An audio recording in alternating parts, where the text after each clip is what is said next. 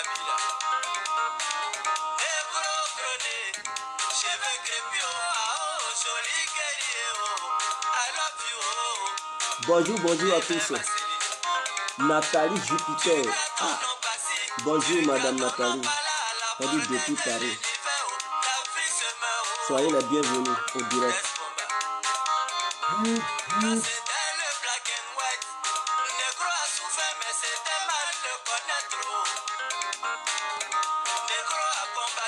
Arrivé au black and white, devenu stade de la guerre.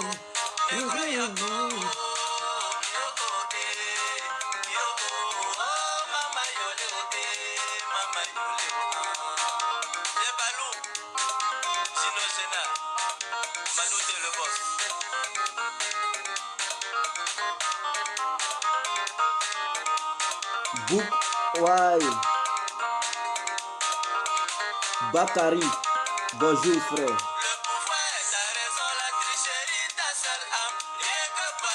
Marie-Adèle Abaté. Bonjour.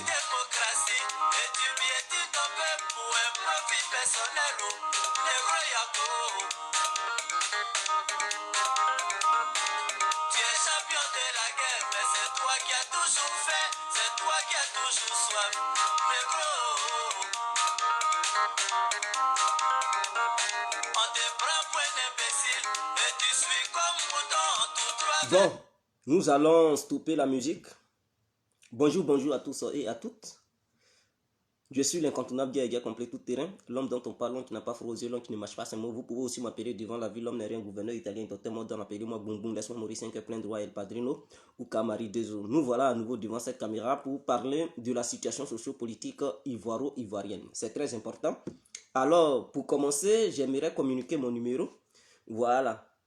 Avec ce numéro, vous pouvez nous joindre sur WhatsApp pour pouvoir participer en direct. Alors, j'appelle les chiffres du numéro en question. Donc, 0032. Ça, c'est l'indicatif du pays, c'est-à-dire la Belgique. 0032, c'est l'indicatif.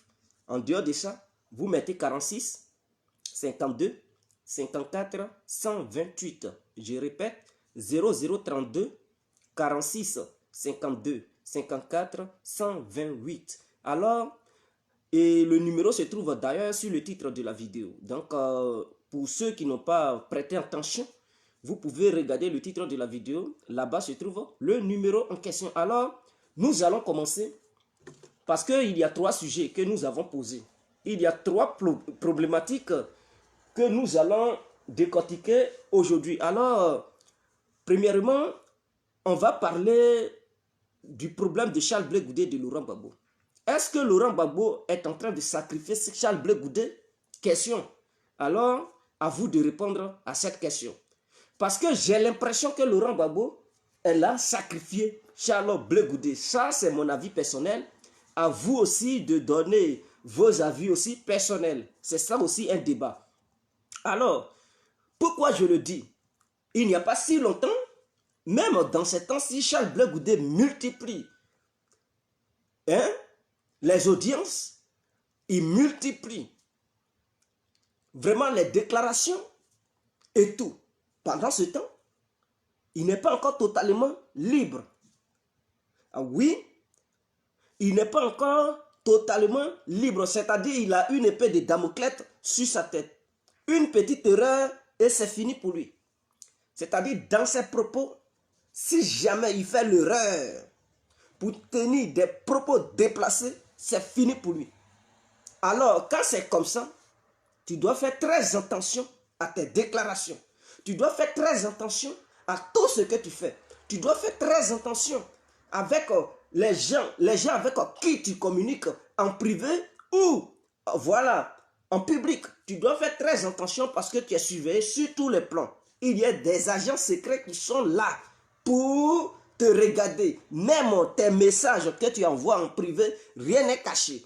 Ils vérifient tout ça. Si jamais il y a des propos déplacés ou bien des messages déplacés, c'est fini pour toi.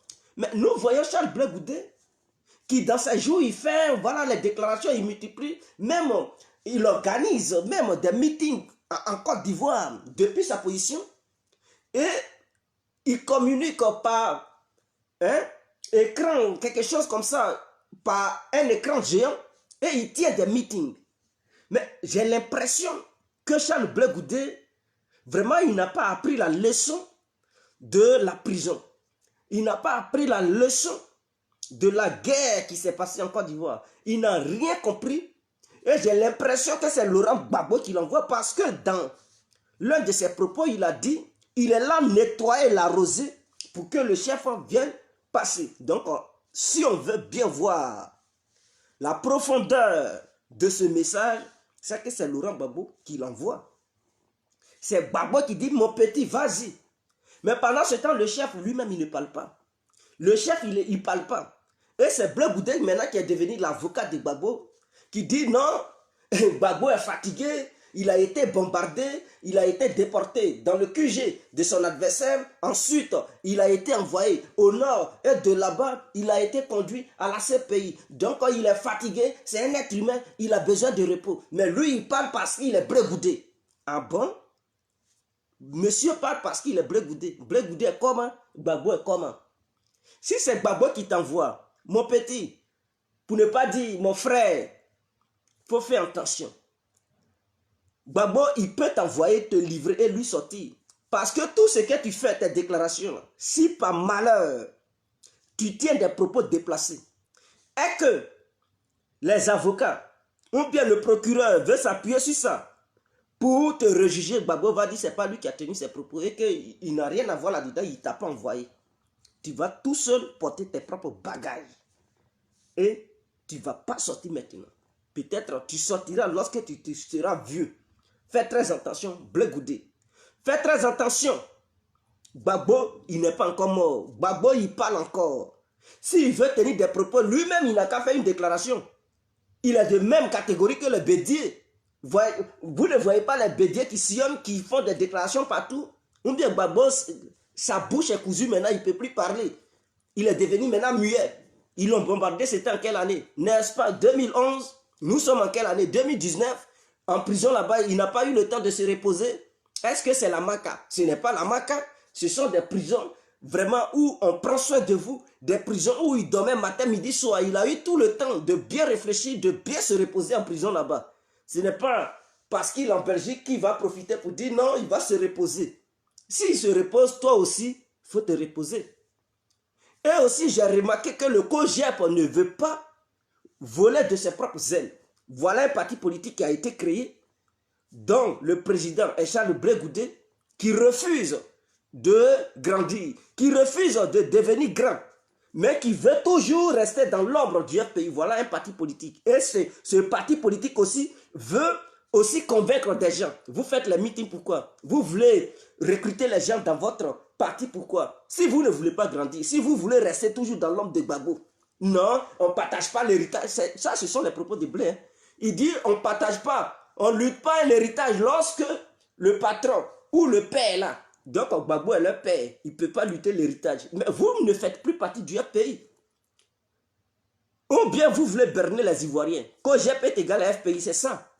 Ou soit COJEP est un parti politique autonome qui veut voler de ses propres ailes, ou soit le COJEP n'est pas encore indépendant, n'est pas encore autonome, et qui se trouve toujours dans l'ombre du FPI. Je ne vois pas pourquoi tu parles d'héritage, Blé Goudé. Tu parles d'héritage, pourquoi? Est-ce que le COJEP et le FPI ont le même nom? Non, c'est deux noms différents. Ces deux noms-là sont différents. Chaque parti politique a son président. Au FPI, il y a deux présidents. Il y a Afi et il y a Gbagbo. Au COJEP, il y a un président. Il s'appelle Charles Blé Goudé. Maintenant, tu veux aller partager l'héritage du FPI là-haut. C'est ton parti politique. Le FPI là, c'est ton parti. Ils t'ont dit que le président du FPI s'appelle Blé Goudé. Ils ont bel et bien dit que le président du FPI, il y en a deux qui luttent le pouvoir. Afi, Gbagbo. Ces deux-là se battent pour contrôler le FPI. Voilà ce que nous savons. Donc, ça a divisé le parti. Maintenant, le COJEP, là, personne ne lutte au sein du COJEP pour partager le pouvoir. Donc, le COJEP a un seul président. Donc, il n'est pas question de parler d'héritage. Donc, Charles Blé Goudé, soit tu prends les Ivoiriens pour des couillons, ou soit on ne sait pas, tu délis, ou soit on ne sait pas. Si c'est le début hein, de la folie, nous ne savons pas. Mais une chose est sûre, les gens m'avaient dit que le COJEP était autonome et que ce n'était pas le FPI de donner des ordres au COJEP. Maintenant, le président du COJEP, ses propos nous conduisent comme quoi le COJEP n'est pas encore mature, le COJEP n'est pas encore autonome, le COJEP n'est pas encore indépendant et que FPI est égal à COJEP. Donc, chers parents, vous qui voulez aller au sein du COJEP, ça ne sera pas la peine d'aller là-bas. Tu veux aller au COJEP, il faut aller en même temps au FPI parce que c'est le FPI qui donne des ordres au COJEP. Le COJEP n'est pas encore mûr pour prendre ses propres idées maîtresses et se conduire. C'est le FPI qui dicte les règles au COJEP. Donc, ça ne sera pas la peine d'aller au COJEP. Tu veux aller dans un parti politique hein, qui s'appellerait le COJEP, mon frère, ne va pas là-bas. Va plutôt au FPI. Je te conseille là-bas. Au lieu du COJEP, il faut aller au FPI. Ça sera mieux. Ça sera mieux. Alors, donc ça, ce sont mes remarques que j'ai faites. Et j'aimerais soulever un point. Blé Goudé, il joue avec la vie. Il ne sait pas que tous les coups sont permis dans ce monde pour atteindre un objectif précis et concis. Il a oublié ça. Tous les coups sont permis. Je lui dis aujourd'hui, en politique, tous les coups sont permis. Il ne faut pas y va rester là, penser que non, en politique, on ne titille pas quelqu'un. En politique, tu peux même tuer pour te faire la place. Tu es prêt à en découdre avec l'adversaire. Tu es prêt à créer des ennuis à ton adversaire. Tu es prêt même à conduire ton adversaire au l'au-delà pour te positionner. C'est ça la politique. Tu es prêt à faire n'importe quel coup pour obtenir ce que tu veux obtenir. C'est ça. En politique, il n'y a pas de plaisanterie. Il peut rigoler à toi, il te poignarde. C'est ça la politique. Tous les coups sont permis. Imaginons le meeting qu'il avait organisé depuis la haie à la place, soi-disant place Blé Goudé maintenant. On lui a, je ne sais même pas où il a signé truc et puis on dit ça s'appelle place Blé Goudé. Des bêtises comme ça. Soi-disant la place Blé Goudé. Le meeting qu'il avait tenu là-bas, depuis sa position à la haie. Imaginons que des gens qui de nulle part et viennent boycotter ce meeting et qu'il y a mort d'hommes. La responsabilité est sur le dos de qui? Question. Ils vont dire, ah, donc toi encore, tu n'es pas encore libre. Tu crées déjà la zizanie au pays. Et le procureur peut saisir ses dossiers pour le poursuivre. Ah oui? Ils vont dire que toi, tu n'es pas encore libre totalement. Tu organises des meetings à Côte d'Ivoire. Et ces meetings provoquent mort d'hommes.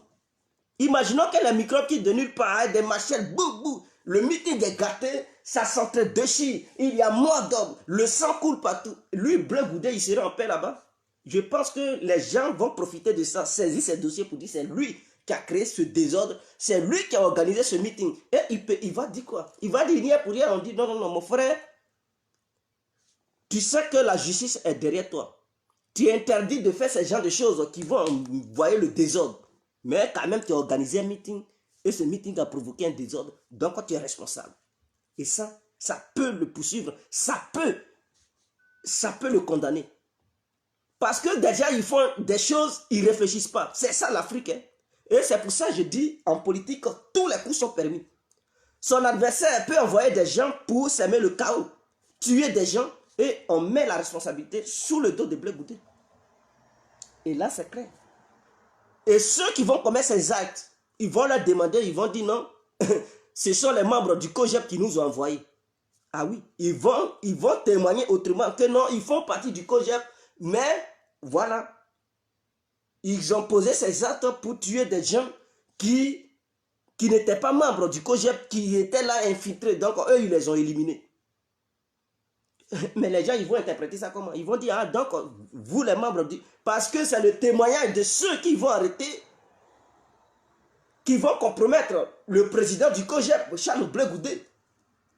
C'est comme si moi, je suis l'adversaire de Blé Goudé. J'envoie des petits. Et je dis, on va jouer un coup.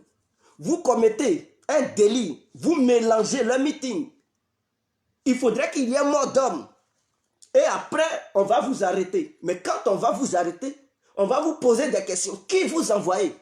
Dites devant les médias que ce sont les patrons du COJEP qui vous ont envoyé d'éliminer certaines personnes qui ne sont pas membres du COJEP, mais qui sont RADP, qui viennent espionner ou bien qui viennent mélanger le meeting. Donc, vous avez pris la décision de les éliminer par le biais de vos patrons.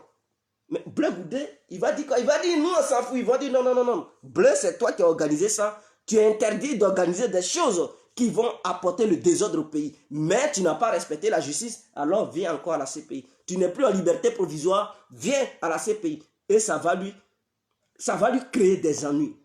Voilà pourquoi je dis, ceux qui sont autour de Bleu Goudé, c'est des gens, ils sont bornés, ils ne réfléchissent pas. Tous les coups sont permis en politique. Je ne sais pas s'il va voir cette vidéo, mais il faudrait qu'il prenne conscience. Tous les coups sont permis.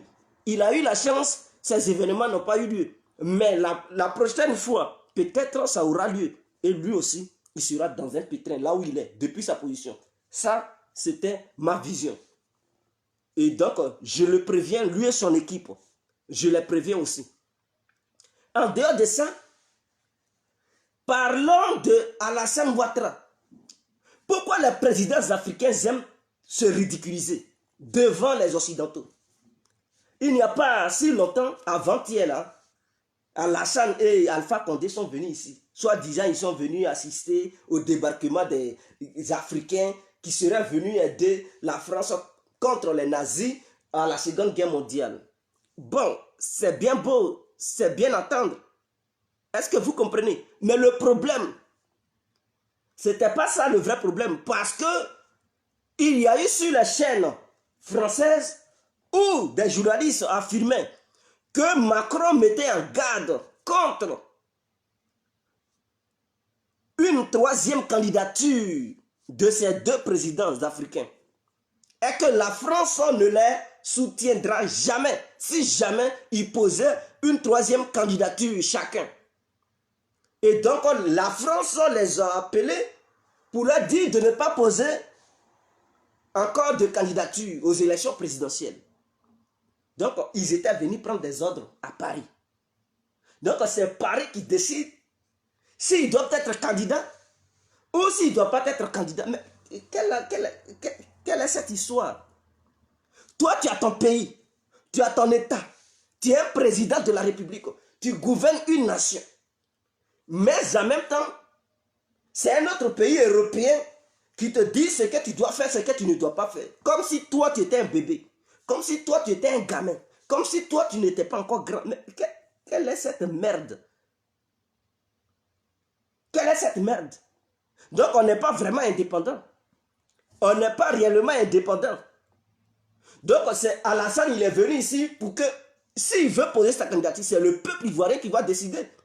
Si le peuple veut que Alassane pose une troisième candidature, c'est au peuple ivoirien de décider. Ce n'est pas la France, petit Macron qui va dire non, toi tu mérites de poser encore une candidature, toi non. De quel droit il se permet de décider qui va être candidat, qui ne va pas être candidat? Qui? De quel droit? Est-ce le peuple français qui a mis au monde le peuple ivoirien? Est-ce les Français qui ont accouché les Ivoiriens? Je ne pense pas. Les Ivoiriens ont les aïeux, les Français ont les aïeux. Entre-temps, on peut coopérer. Mais on ne peut pas se donner les ordres. On dit indépendance. C'est pour prendre tes propres ordres. C'est pour prendre tes propres décisions. C'est pour prendre tes propres... C'est-à-dire décider de ce que tu veux toi-même. Et non obtenir des ordres venant d'ailleurs.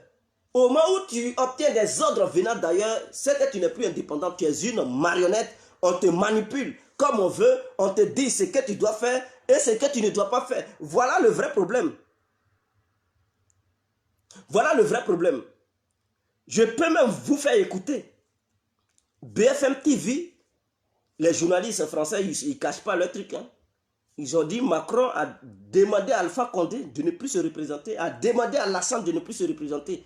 Que si jamais ils se représentent, eux, ils ne vont pas les soutenir. Ça veut dire qu'il les relâche déjà. Il les abandonne déjà. C'est-à-dire, si vous représentez et que ça tourne mal, vous n'obtiendrez jamais l'aide de la France. C'est une mise en garde en fait.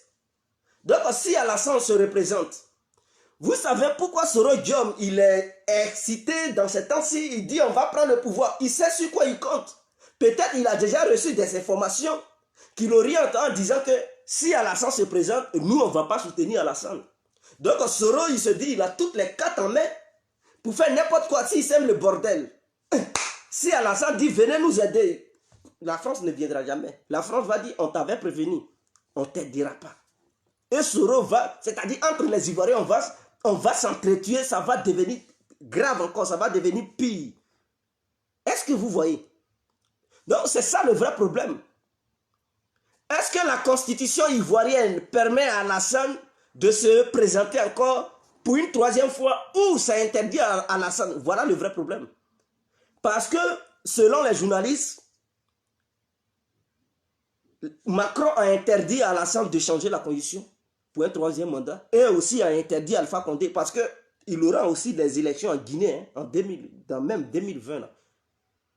Il aura aussi des élections présidentielles et Alpha Condé veut se représenter. Mais la constitution guinéenne l'empêche, donc il veut modifier ça. Il a été invité. Vous pensez que la Guinée a quelle influence ici en France ou en Afrique? Les deux pays qui malmènent l'Afrique de l'Ouest, c'est le Sénégal et la Côte d'Ivoire. Mais est-ce qu'ils ont invité le président sénégalais? Non. Ils ont invité le président guinéen et le président ivoirien parce que c'est dans ces deux pays-là, en 2020, il aura des élections. Donc c'est une mise en garde pour dire ces pays ont connu le désordre dans ces dernières années. Et donc nous, Français, on ne veut plus s'afficher au premier rang.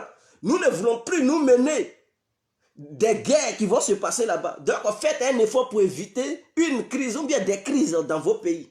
Si jamais il y a des crises, nous, on ne va pas vous aider. Nous, on ne va pas vous donner coup de main. Donc évitez un troisième mandat pour ne pas qu'il y ait le désordre. Parce que si jamais vous posez votre troisième candidature et qu'il y a désordre, la France ne vous apportera aucun soutien. C'est ce que Macron leur a dit. C'est ce que Macron leur a dit. Donc eux-mêmes, ils savent qu'ils n'auront plus l'aide de la France. Ils n'auront plus l'aide. Donc si la France dit on ne va plus vous aider, la France va aider qui? Question. Voilà la vraie question qu'il faut se poser. Maintenant, qui sera le futur candidat du RADP? Parce que quand nous voyons au sein du RADP, vraiment, les gens qui sont là-bas, ils ne sont pas trop influents pour convaincre les Ivoiriens à voter ce futur candidat. Le seul capable de convaincre, c'est Alassane. Parce que les gens ont vu son travail qu'il fait.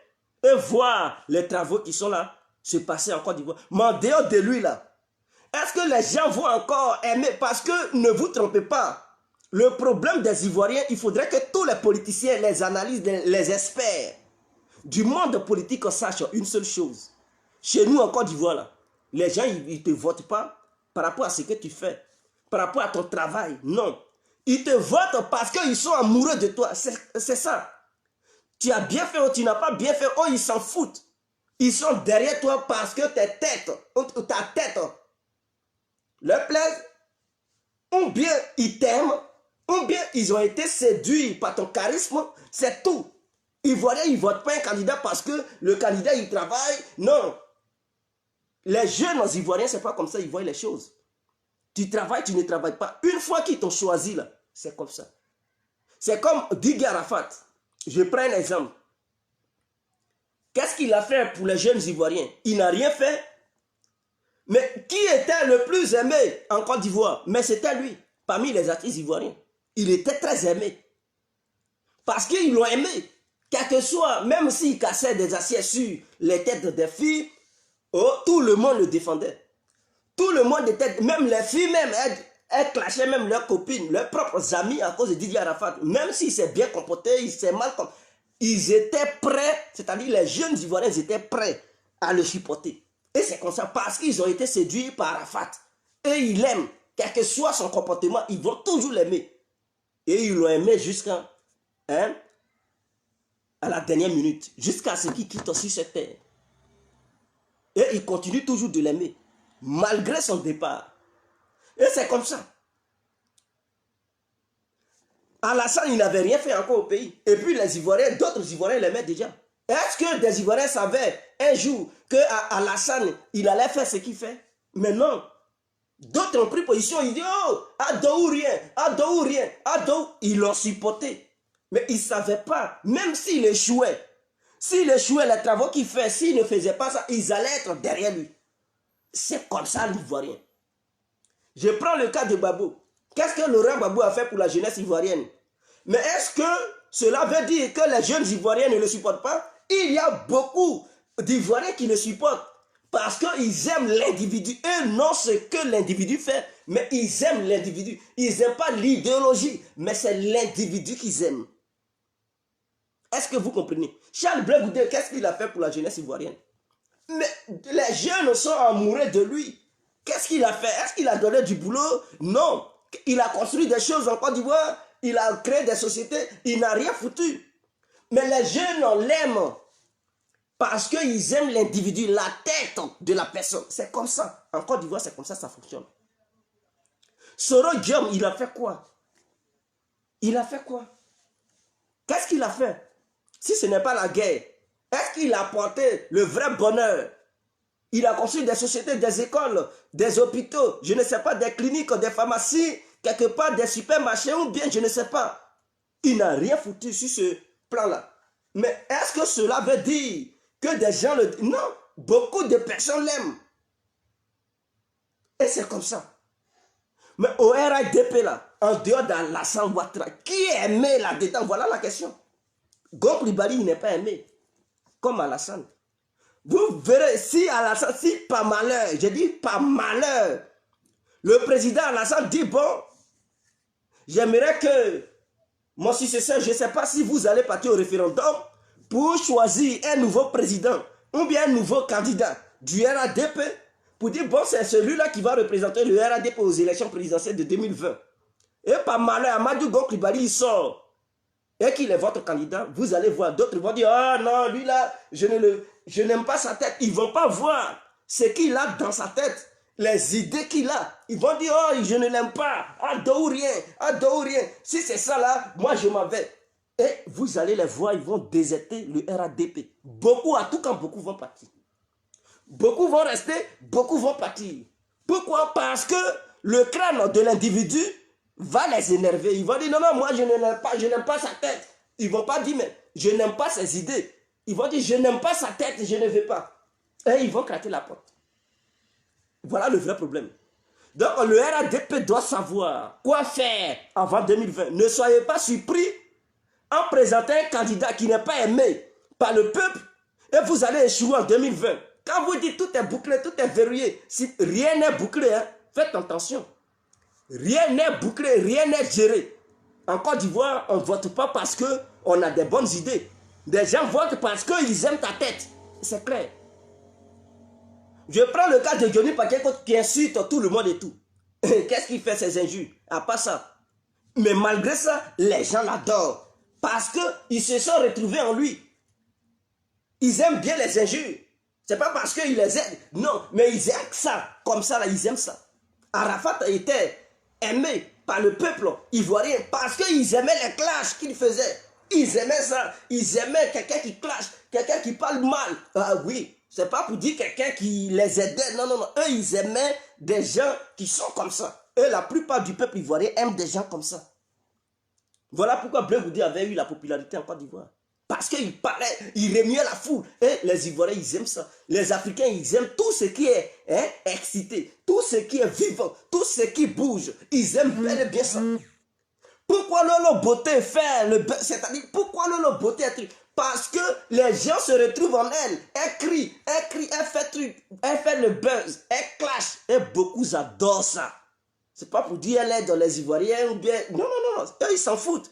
C'est l'individu, la tête. Quand ils aiment ta tête là, quel que soit ce que tu feras, c'est mauvais, c'est bon, ils t'aiment. Ahmed Bakayoko, Est-ce que les gens vont l'aimer de la manière ils aiment Alassane? Voilà le vrai problème. Et aussi, il y a un défi qui lui est lancé à Bobo. Si ces dernières années, c'est-à-dire avant 2020, s'il ne fout rien à Bobo, et que les Abouboulas, Ahmed, il nous énerve, mais c'est fini. C'est fini. Ils vont dire non, non, il n'a même pas pu régler à Bobo et tout ça. Il n'a pas pu faire danser les Abobolais, faire quelque chose d'extraordinaire à Bobo. On va pas le... Et c'est eux-mêmes qui vont le boycotter. C'est eux-mêmes qui vont le boycotter. S'ils n'aiment pas la tête d'Ahmed Bakayoko. Donc regardez bien. Parce qu'en dehors d'Alassane, je ne vois pas qui peut encore influencer une masse populaire ivoirienne pour pouvoir vous apporter au pouvoir. Quels que soient les efforts, parce que les gens dans leur tête, c'est Alassane. C'est Alassane, c'est Alassane. C'est comme on dit, les membres du pays, ils disent Gbagbo ou rien, Gbagbo ou rien. Et un bon matin, ils vont dire non, Damana Pikas est le candidat du pays, votez le... Ils vont dire, d'autres vont dire, nous on ne veut pas. Entre eux, là, d'autres vont le combattre, d'autres vont le supporter. Parce que peut-être, beaucoup n'aiment pas le crâne de Damana Pikas. Ils vont dire, Gbagbo ou rien, si ce n'est pas Gbagbo, non, là, je ne veux pas. Il y a des gens, ils ne sont pas membres du parti. Ils n'ont pas la carte du parti. Mais c'est l'individu qu'ils aiment. Le jour où l'individu n'est plus là, eux, ils se cassent. Il faut aussi prendre ça en compte. Ceux qui disent Adouria, eux tous, ils ne sont pas RADP. Hein. Beaucoup parmi eux là ne sont pas RADP. Beaucoup parmi eux aussi sont RADP. Mais pourquoi ils disent Adouria? Parce qu'ils ont été séduits par la personne d'Alassane. Ils ont été séduits par Alassane. Donc c'est à cause d'Alassane, ils disent Adouria et ils défendent le RADP. Le jour où Alassane n'est pas là, eux tous, ils vont fuir. Et c'est comme ça. Vous voyez, il y a beaucoup de jeunes qui étaient au FPI, qui ont été séduits par les travaux d'Alassane Ouattara. Aujourd'hui, ils disent, bon, eux, ils vont voter Alassane, si jamais il se présente. Mais imaginons, quand on dit, bon, Alassane ne va plus être candidat, et que c'est Ahmed Bakayoko, ils vont dire, ah, lui là, le Louba, je ne l'aime pas, non, non, non, je me retourne au FPI. Et tous ces gens-là, ils vont commencer à fuir. Ils vont dire, non, Ahmed Bakayoko, il m'énerve, ce mec, il m'énerve. Bon, ils vont pas voir que Ahmed Bakayoko va toujours porter l'idéologie du RADP pour la constitution de la Côte d'Ivoire et le développement. Ils ne vont pas voir ça comme ça. Ils vont dire, oh, son crâne m'énerve. Il m'énerve trop, lui là, je ne l'aime pas, je ne l'ai jamais aimé. C'est à cause d'Alassane, j'étais un truc RADP, mais il n'est plus là, mon Prado n'est plus là, c'est fini. C'est fini. Et ils vont aller soit au PDCI ou au FPI. Prenez ça en compte. Parce que j'aimerais prévenir les gens. Quand tu vis, il faut connaître la mentalité de ton peuple. Si tu connais la mentalité de ton peuple, tu pourras mieux faire avancer les choses. Mais si tu ignores cette mentalité et que tu es dans une autre idéologie, tu seras surpris le jour J. Vous ne voyez pas, je prends le cas du FPI. Depuis que Gbagbo avait été arrêté là, ou bien depuis que Gbagbo a été arrêté, vous n'avez pas vu le FPI se diviser? Parce qu'ils ne s'attendaient plus. Beaucoup ont fui, ont déserté. Pourquoi? Parce que le patron qu'ils aimaient là n'était plus là. Donc, ils ne se retrouvaient plus trop au sein du pays. Beaucoup ont fui, ils ont rejoint le RADP. Parce que là-bas, il y a Alassane qui les a influencés aussi. Mais au sein du pays, le leader qui suivait là, il n'était plus là. Donc, eux, ils n'étaient pas FPI en fait. Ils étaient gbagboïstes. Vous devez comprendre la différence. Il y a des gens qui sont FPI à fond. Et il y a des gens qui sont gbagboïstes à fond. C'est-à-dire, eux là, ce n'est pas FPI, ils voient, c'est Gbagbo. Donc le jour où Gbagbo n'est pas là, eux, ils quittent. Ils s'en foutent. Le jour où Gbagbo n'est pas là, eux, ils désertent. Ils s'en vont.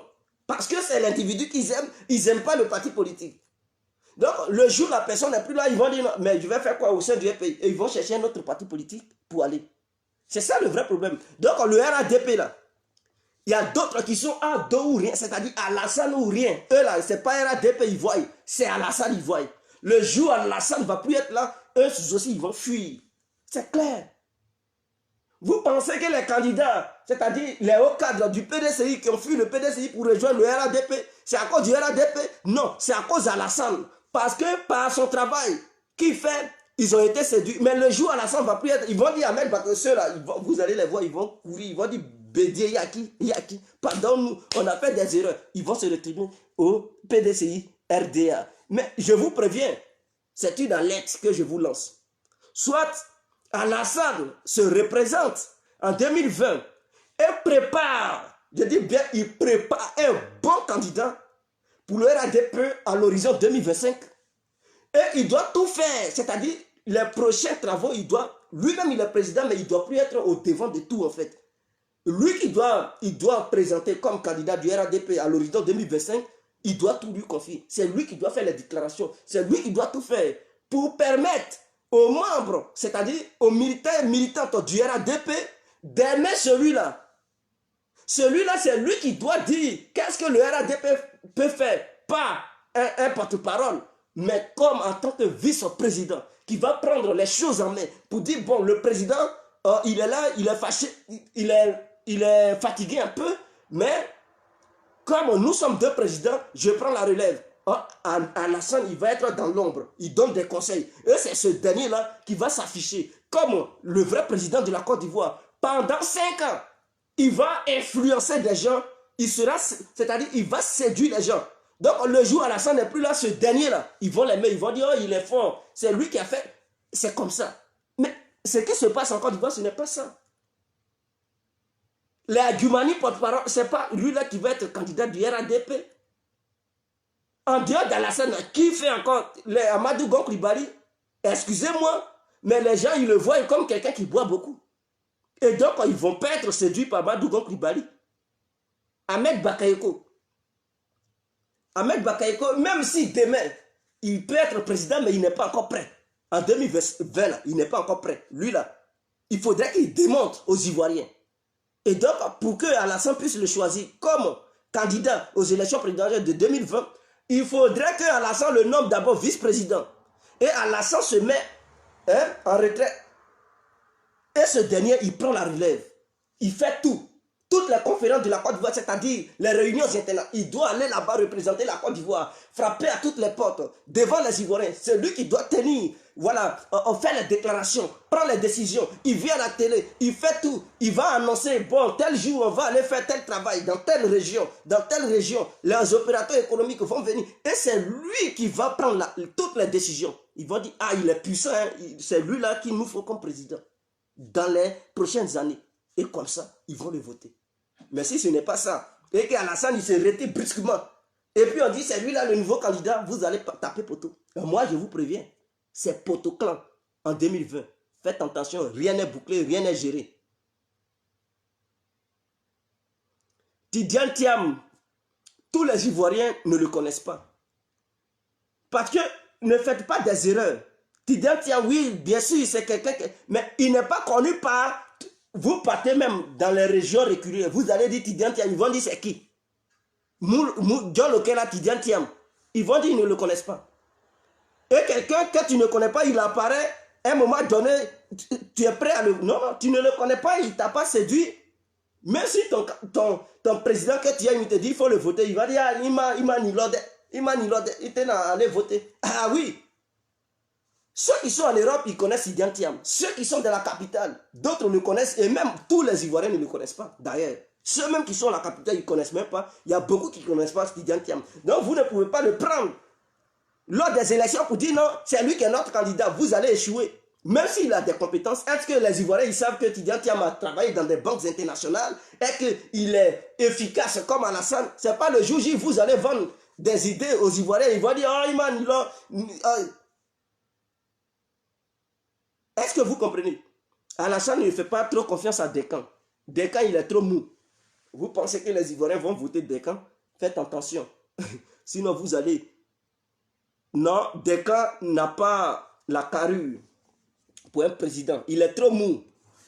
C'est ça que je vous ai dit. Les Ivoiriens, ils aiment quelqu'un qui est dur. Quelqu'un qui prend les décisions. Quelqu'un... Vous voyez Alassane, il a séduit les Ivoiriens parce que dans ses déclarations, il est dur, il est truc. C'est ça les Ivoiriens. Blé Goudé, il remielle la foule. Il est truc, il fait c'est ça. Arafat Digue qui est influencé. C'est quelqu'un, il t'appelle Daïchi quand il parle. Voilà. Laurent Gbagbo, il aimait les déclarations. Dès cas là, il est dans son coin là. Qu'est-ce qu'il fait? Il est moi. Vous pensez qu'elle a dit? Il faut connaître la mentalité de ton peuple avant de choisir ton candidat.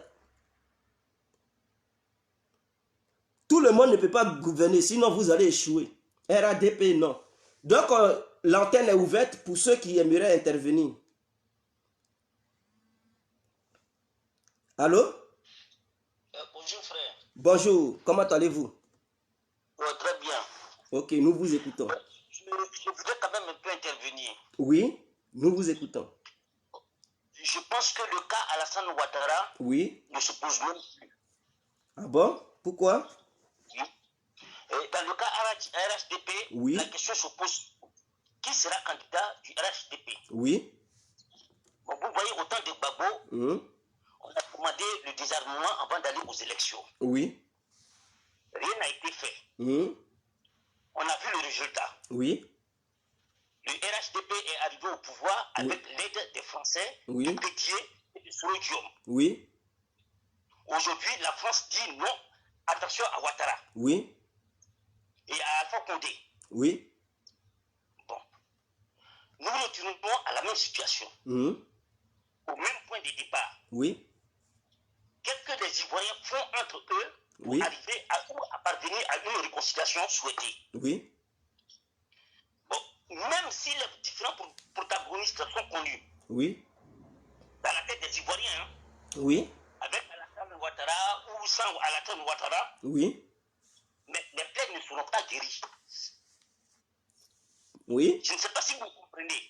On vous écoute. Parce qu'il faut d'abord aller aux élections. Avant d'aller aux élections, il faudrait qu'on prenne l'exemple sur l'Afrique du Sud. Oui. Les gens se sont réunis autour d'une table. Oui. Ils ont déversé tout ce qu'ils avaient comme rancœur, tout ce qu'ils avaient comme machin. Ils ont tout dit, ils se sont pardonnés et ils sont allés aux élections. Oui.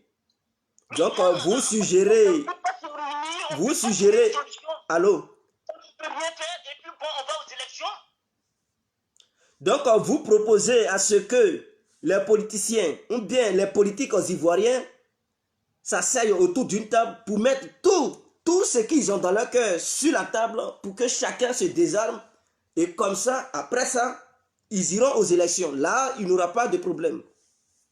Bon, le désarmement, il n'est pas seulement physique ou bien ce ne sont pas les armes qu'on voit comme des objets. Oui. Mais au niveau de la mentalité de tout un chacun, il faudrait que chacun essaie de ressortir tout ce qui est haine, tout ce qui est machin, qu'on sache au moins avec qui on marche. Oui.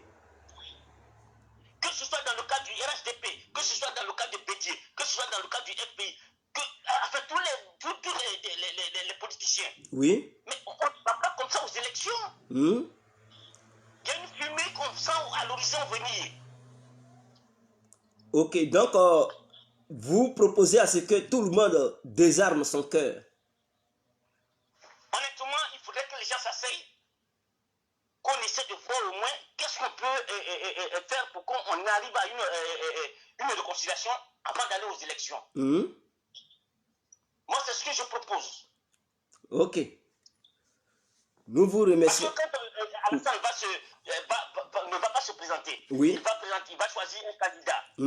On saura que c'est le candidat d'Alassane Ouattara. Oui. Et on sait comment ils sont arrivés au pouvoir. Oui. Ce n'est pas seulement la libération de Gbagbo ou bien de certains partisans du FPI qui va dire pour lui, bon, ils ont fait quelque chose, ils ont fait un grand pas. Non. Oui. Mais il faudrait que tous les politiciens s'asseyent pour que quand même on essaie de voir comment orienter les Ivoiriens vers la réconciliation. Oui. Avant d'aller aux élections. Mais sans réconciliation, aller aux élections, c'est comme si on avait des armes toujours. Ok. Hein? Bon, je ne dis pas que, comment dire, Sorodium a des armes. Non. Je ne dis pas que Gbagbo a des armes. Non. Je ne dis pas que, comment dire, Bédier. Alassane Ouattara et autres. Et Bédier. Alassane et Bédier ont des armes. Oui. Je ne dis pas que Bédier a des armes. Non. Oui. Mais je veux dire que chacun, puisque Alassane ne va pas se présenter, Alpha Condé ne va pas se présenter dans son cas là-bas, dans son pays là-bas. Oui. Mais chacun va mettre en place des stratégies. Oui. Comment y parvenir? Comment réussir à contourner et tous ces machins pour être au pouvoir? Que ce soit par les armes ou pas. Oui, nous vous écoutons. Donc moi, je pense que les gens doivent quand même réfléchir 1000 fois avant d'aller aux élections. Il faut qu'ils réfléchissent 1000 fois. Ok, pour éviter encore un bain de sang en Côte d'Ivoire. En tout cas, pour éviter le chaos. Parce que ça se prépare. Chacun veut devenir... Donc, chacun veut prendre le pouvoir. Et c'est ça qui conduit au chaos. Mais bien sûr. Imaginez-vous qu'il y ait quand même des gens qui prennent des armes en Côte d'Ivoire. Des miliciens quelque part qui prennent les armes en Côte d'Ivoire. Et que la France n'intervient pas. Oui, ça serait un chaos total. Mais c'est un chaos total. Il faut qu'on évite ça. Il faut qu'on prépare les Ivoiriens normalement. Tous les Ivoiriens, on doit les préparer, c'est ça? Voilà. Hein? On doit préparer tous les jeunes Ivoiriens à la paix et non à la guerre. Alors, je suis en train de dire, il faut qu'on les prépare à la paix. Ce n'est pas de chanter comment dirais-je, prendre un micro pour dire oui, voilà, on a libéré Babo, non, on a libéré ceci, voilà, on a construit 10 000 ponts ici, on a construit machin ici. On ne mange pas les ponts. Le succès du pays repose sur l'agriculture. Oui. Les agriculteurs qui sont en train de souffrir présentement, là, ils ne bénéficient même pas de l'agriculture de la Côte d'Ivoire. Ils sont peur, ils sont dans des trous là-bas, ils sont cachés, ils ont peur. Les plantations ont été arrachées par des étrangers au peuple ivoirien. Nos parents souffrent dans la brousse. Oui. Ils ne mangent même pas, ils ne se soignent pas, ils ne vivent pas de l'agriculture. Mais qu'est-ce qu'on fait pour cela? Qu'est-ce qu'on fait? Question. Et on parle des élections. On partira où avec ces élections? Question. Moi, je suis en train de vous parler. C'est mon cousin qui a été égorgé. Et quand il était sur un lit d'hôpital à Issia. Oui. Bah attends, il faut qu'on réfléchisse 1000 fois. Ok. Nous vous remercions pour votre très brillante intervention. Monsieur, merci infiniment pour cette participation. On vous remercie. Ouais. Alors, nous vous écoutons. Nous sommes toujours là. Donc, ceux qui aimeraient intervenir, vous pouvez intervenir. Il y a le numéro juste sur le titre de la vidéo. Vous ressortez du direct, vous regardez le titre. Il y aura un numéro là-dessus. Vous prenez le numéro et vous nous joignez via WhatsApp ou tout simplement ceux qui aimeraient appeler directement à travers le numéro, ils peuvent nous contacter. Ceux qui veulent intervenir via vidéo, comme ça, vous pouvez aussi appeler via vidéo. Tout dépend du moyen que vous aimeriez utiliser pour émettre des appels. Donc, nous sommes là. Bon, le monsieur, ce qu'il vient de dire...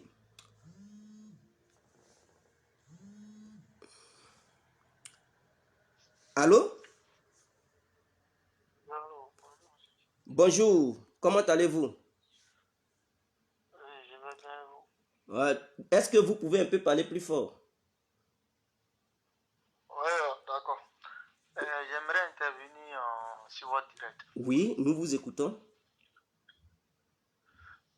C'est par rapport à l'intervenant qui vient de passer. Oui. Lorsqu'il parle de réconciliation, je ne comprends pas ce qu'il veut dire. C'est quoi pour lui la réconciliation? Parce que moi, j'ai l'impression qu'on ne définit pas ce mot-là de la même façon. Oui. Parce que, voilà. Qu'est-ce que vous attendez? Je pense que la réconciliation, c'est quand Babo il est au pouvoir qu'il y a la réconciliation. Pour lui, la réconciliation, c'est Babo au pouvoir. Question. Sinon, en Côte d'Ivoire, les gens ne sont pas en guerre. En Côte d'Ivoire, les gens ne sont pas en guerre. Ils ne sont pas en guerre. Il n'y a pas de guerre. Voilà. Donc, cette histoire de réconciliation, la réconciliation, c'est une affaire de cœur. Voilà. Ça fait 20 ans qu'on parle de réconciliation. La réconciliation, c'est une affaire de cœur. Donc, lui qui veut se réconcilier, va se réconcilier. Lui qui ne veut pas se réconcilier, il n'a qu'à faire parler avec qui il veut. Mais les gens sont dans les activités au pays. Oui, mais excusez-moi, est-ce que je peux apporter une petite précision si possible? Oui, apporte ta précision. Ok, ce que le monsieur veut dire par là, dans ses propos, il a souligné un point très important. Il dit le fait de libérer Gbagbo, Blé Goudé ou certains militants du FPI ne suffit pas pour dire il y a la réconciliation. Et que la réconciliation ne se base pas seulement sur des gens qui déteniraient des armes quelque part, que ce n'est pas ça la réconciliation. Soit le désarmement n'est pas une réconciliation en soi. Et que la vraie réconciliation, c'est de convaincre chaque Ivoirien et chaque Ivoirienne de désarmer son cœur, c'est-à-dire ce que la personne ressent dans son cœur là-bas. Là.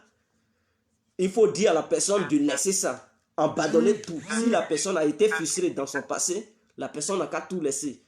Et tous les hommes politiques... Oui. C'est ce que je viens de dire tout à l'heure. C'est une affaire de cœur.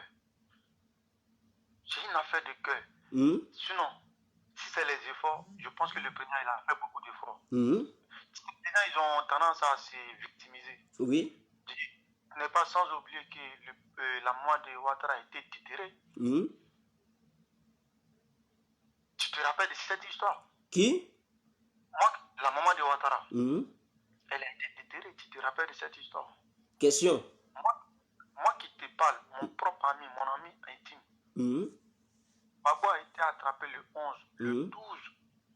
Ils l'ont attrapé, lui, son frère, la femme de son frère et les enfants. Ils ont fait partie la femme et les enfants. Mais le frère et mon ami et son frère, jusqu'à présent, les gens ne savent pas où ils sont rentrés. Ils ont été arrêtés le 12 à Yopougon. Est-ce que vous avez déjà oublié cette histoire? Mais on va faire comment? Est-ce que si jamais il y avait un problème, vous n'allez pas vouloir vous venger? C'est pourquoi on demande, parce que les gars, ils pensent que c'est eux qui sont les victimes. Tout le monde a été victime. C'est ce que... Je vous pose une question. Est-ce que cette histoire vous traumatise toujours de voir vos proches disparaître? Est-ce qu'un jour vous rêvez de les venger? Si on n'avait pas pardonné, je pense que nous étions en position de force lorsque Gbagbo a été arrêté pour pouvoir massacrer les gens. Mais pourquoi on n'a pas fait? Question. Mais pourquoi on n'a pas fait? Question. Il y a eu trop de trucs dans ce pays. Les gens, qu'ils arrêtent les conneries de réconciliation, les gens, ils ne sont pas en guerre. Moi, mon propre cousin, Moussa, il est peut-être disparu dans cette histoire. Jusqu'à présent, quand les gens ils nous disent que non, il n'y a pas eu de Chapini à Yopougon à l'époque en 2000. Nous, on a des frères cadets qui ont disparu jusqu'à présent. On n'a pas de nouvelles. Ils aiment parler comme si on pouvait... Mais est-ce que d'autres ne ressentent toujours pas la douleur? D'autres n'attendent pas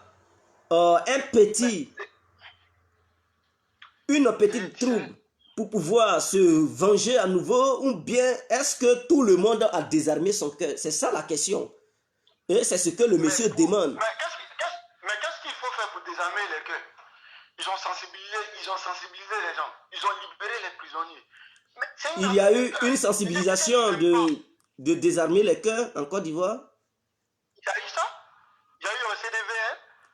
Est-ce que CDVR a pu réellement accomplir sa mission? Est-ce que ça n'a pas été un échec de la part du CDVR? Ça va toujours été un échec. Il y a un philosophe qui dit comme ça: toute tentative de réconciliation est vouée à l'échec d'avance. Parce que la réconciliation, ça veut dire que c'est personnel. C'est personnel. C'est personnel. Oui. Tout le monde a perdu des parents dans cette histoire. La France, dans les années 1700, il y a eu des guerres ici. Les gens sont morts, ils se sont massacrés. Mais à un moment donné, ils ont compris que ceux qui sont morts vont plus revenir. Nous qui vivons, mettons-nous ensemble, travaillons ensemble, bâtissons notre avenir. Mais qui va tenir ces propos? Qui va essayer d'apaiser le cœur de la population? Le pardon, ça a été dit. Ils ont appelé les chefs religieux, ils ont appelé les chefs coutumiers, ils ont mis des trucs même en place. Tout a été dit. Les gens, ils ont tout dit. Mais les gens, avec tous les partis politiques sur une même table? Est-ce que tous les partis politiques étaient sur une même table? Oui, avec tous les partis politiques. Puisqu'ils ont été... En quelle année? En quelle année? Mais dès qu'ils sont sortis en prison, ils les ont appelés.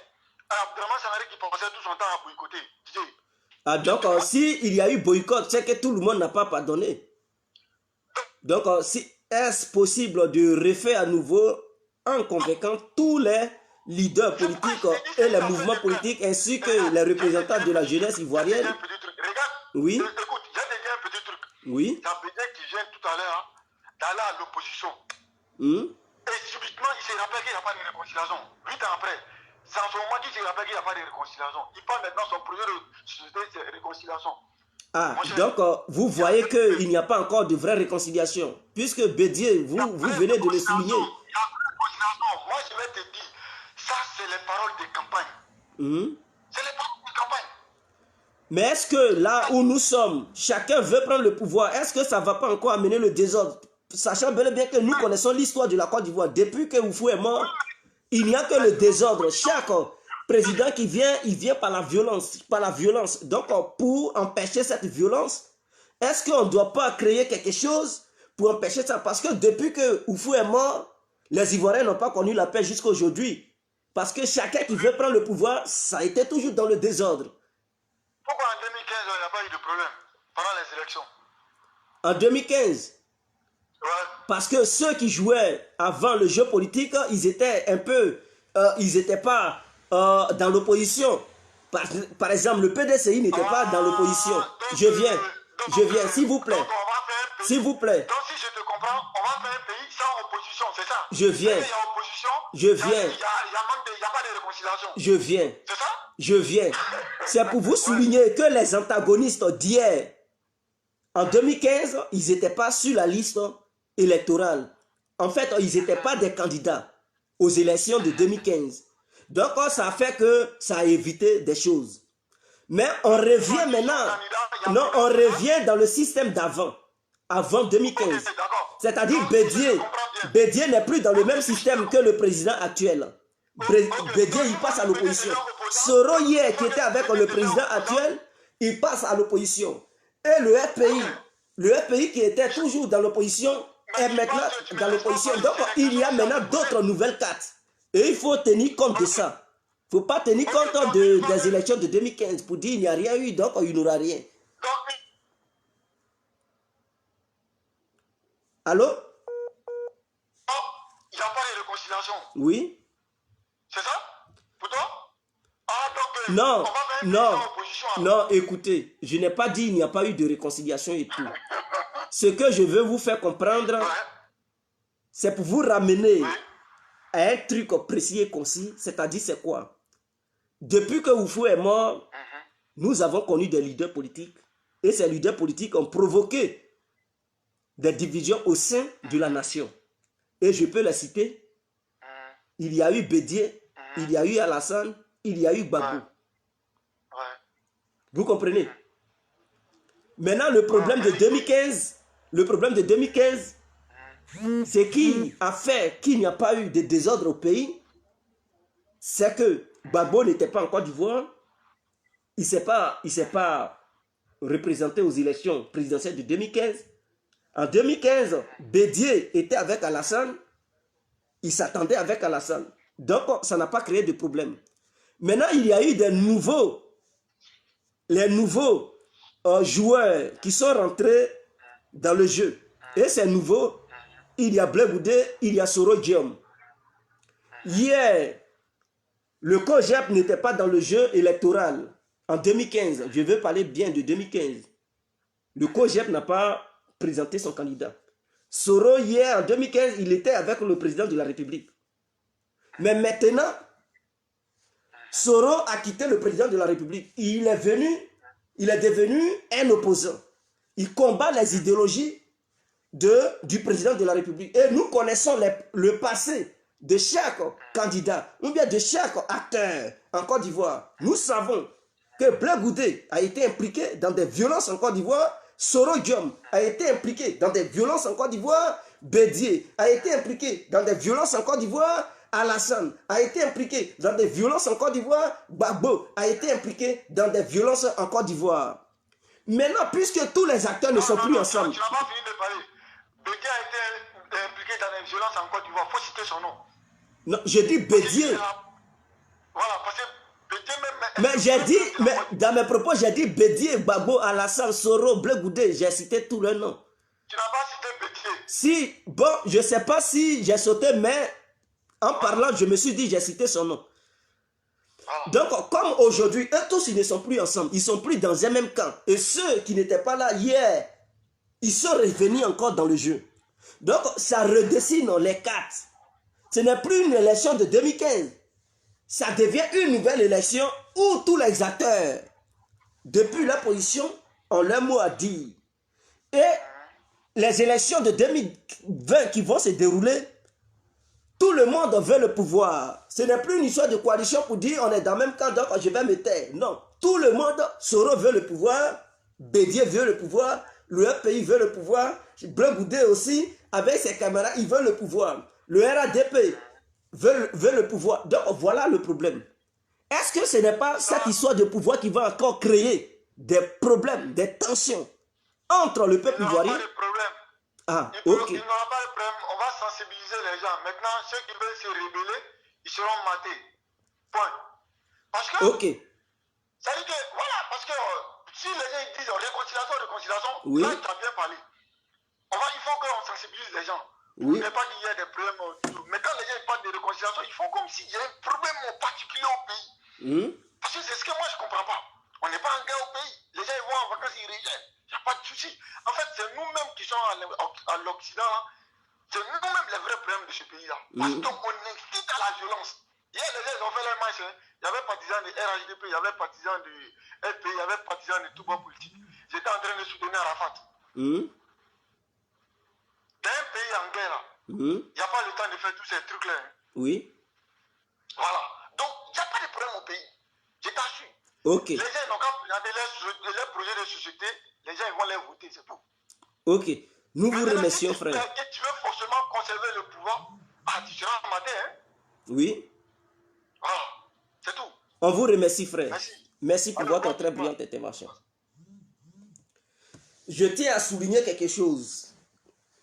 La réconciliation ne veut pas dire... Quand on dit il n'y a pas de réconciliation, cela ne veut pas dire les gens ne se parlent pas. Quand Oufou est mort, Bédié était là, mais tous les Ivoiriens se parlaient. Est-ce que cela a empêché un coup d'État en 99? Et voilà la question. Quand Gueye est venu au pouvoir, mais tous les Ivoiriens se parlaient. Est-ce que cela a empêché le désordre de 2000? Voilà la question. Quand Gbagbo a pris le pouvoir en 2000, est-ce que tous les Ivoiriens ne se parlaient pas? Est-ce que cela a empêché le désordre de 2002? Voilà la question. Donc, cela ne veut pas dire... Est-ce que quand Alassane a pris le pouvoir, en 2011, en 2017, est-ce que tous les Ivoiriens ne se parlaient pas? Est-ce que cela a empêché les mutins de prendre les armes pour s'aimer le désordre et réclamer certaines sommes? Voilà la question. Donc, qu'est-ce qui nous réserve en 2020? Donc, c'est sur ça qu'on doit se baser pour se poser les vraies questions. Allô? Allô? Oui, bonjour. Bonjour, Djedje, c'est comment ça va? Oui, ça va. Et chez vous? Ouais, ça va un peu, non? Ok, nous vous écoutons, monsieur. Non, tu sais, je pense que ton thème aujourd'hui, c'est la réconciliation, n'est-ce pas? Allons-y. Pour moi, oui. Le problème de la réconciliation, même en général, oui. ça n'existera pas en Côte d'Ivoire. Ah bon? Tu vois, selon moi, ça n'existe pas en Côte d'Ivoire. Parce que la réconciliation dans le cœur de tout un chacun, c'est quand peut-être le président Alassane est au pouvoir, les gens du RHDP disent qu'on est réconcilié. Quand les gens du FPI sont au pouvoir, les gens du FPI disent qu'on est réconcilié. Oui. Donc, cette histoire de réconciliation, les gens utilisent ça pour essayer de déstabiliser en fait. Parce que si on veut rester sur la réconciliation, le pays même ne l'avancera pas. Si on est en train de parler de réconciliation, ça n'avancera pas. Les gens utilisent ça pour déstabiliser, pour déranger le pays. Je pense qu'on doit avoir un président, celui qui est élu, on le laisse travailler. La réconciliation, c'est quoi? Les gens pensent qu'il faut qu'on libère Gbagbo, il faut qu'on libère Blé Goudé. C'est ça la réconciliation. Bien sûr. La réconciliation, pour moi, pour quelle réconciliation, il faut que la population même ait de quoi manger. Il faut que la population ait du boulot. Oui. Est-ce que tu vois? Oui. Regarde en Europe, pourquoi il n'y a pas les cafouillards voyage, il n'y a pas les trucs de politique, on s'attaque ici sur la rue, on s'attaque. Parce que les gens sont occupés. Oui. Et cette histoire, ce que je dis, ce n'est pas seulement la Côte d'Ivoire, c'est l'Afrique en général. Je n'ai pas me dit qu'au Cameroun, les Camerounais sont réconciliés. Au Nigeria, il y a Boko Haram. Tu vas même au Sénégal, les Sénégalais ne sont pas réconciliés, ils ne s'entendent pas. Partout au Mali, partout. Ça, c'est le prototype même de l'Africain. L'Africain, on est plus régionaliste. C'est-à-dire qu'on voit nos trucs par rapport à notre ethnie, nos trucs. Ça, c'est le grand problème. On n'est pas nation. Il n'y a pas de nation en Afrique. Et tant on n'est pas nationaliste, on est régionaliste. Trop régionaliste. On va voter Babou parce qu'on est Pité. On va voter Alassane parce qu'on est Djoula. Oui. C'est généralement comme ça en Afrique. Kédé sera candidat, par exemple, non, on ne va pas te voter. Mais tant qu'on va comprendre qu'on est dans un pays, et non dans une région seulement, c'est un pays, c'est la nation. Il y a le problème de nationalité. On pense que la nationalité, c'est par rapport à être né en Côte d'Ivoire, du pays ivoirien. Mais là, ce n'est pas ça. La nationalité, c'est par rapport à la loi. Il y a des gens qui deviennent ivoiriens, il y a des gens qui sont nés ivoiriens.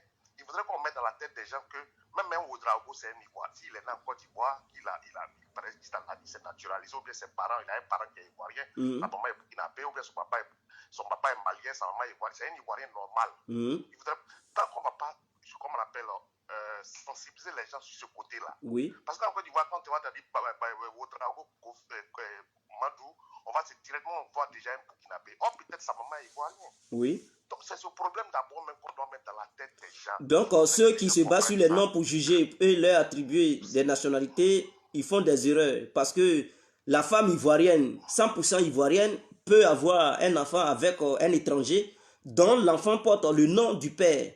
Et donc, un Ivoirien qui ne sait pas ça, il va tout de suite indexer cet enfant pour dire tu es un étranger.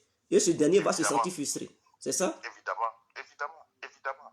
Donc, il faut que les gens comprennent ça d'abord. Que la nationalité, ce n'est pas d'être Kofi, ce n'est pas d'être Doumbia, ce n'est pas d'être Djedje, ça peut être Ouedraogo, ça peut être Ademola qui est ivoirien. Il faudrait que les gens comprennent ça.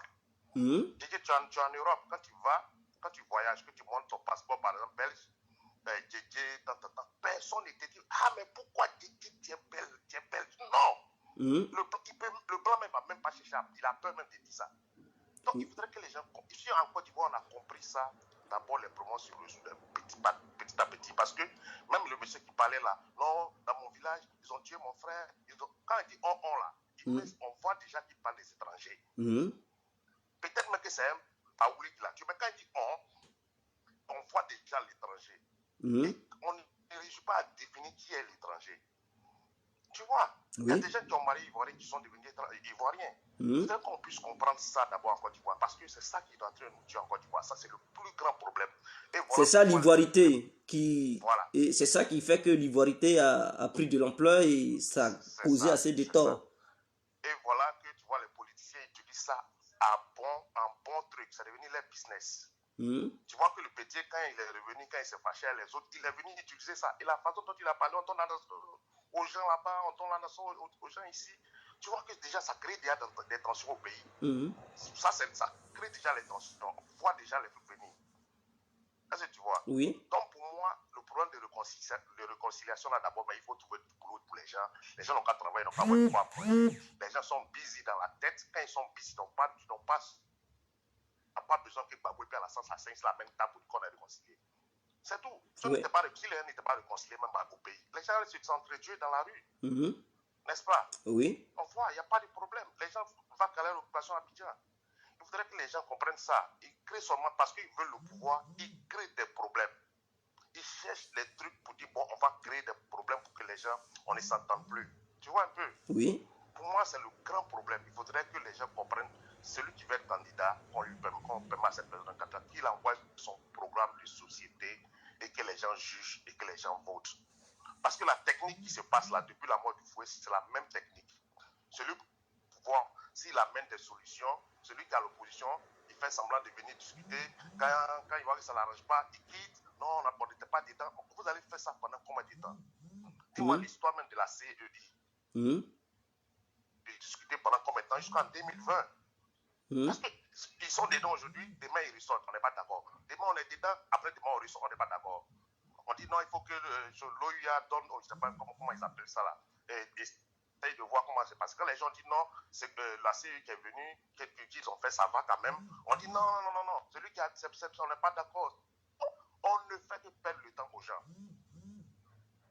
Oui. Tu vois. Donc pour moi, il faudrait que ceux qui viennent au pouvoir se mettent au boulot pour donner d'abord même du boulot aux gens, pour les occuper.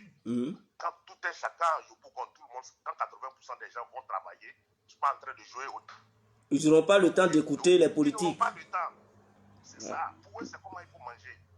Mais comme à Abidjan, on sait que si tu as le grand frère au chambre salon, les 2 petits frères, les 4 petits frères, on leur permet de venir dormir dans le salon. Ils ont le temps de ces conneries-là. Ils ne sont pas occupés. Donc, on doit comprendre que c'est la première des choses. Donner du boulot aux gens. Les gens nous emmènent avec cette histoire de Babo, Alassane, Pétier, depuis des années. La même chose depuis la mort. On est fatigué. Ok. Nous vous remercions merci beaucoup, pour votre brillante intervention. Merci infiniment. Alors, allô? Allô? Oui, allô, Djedje. Oui, bonjour frère. Complet. Ouais, nous voilà. Voilà. Je peux intervenir? Oui, nous vous écoutons.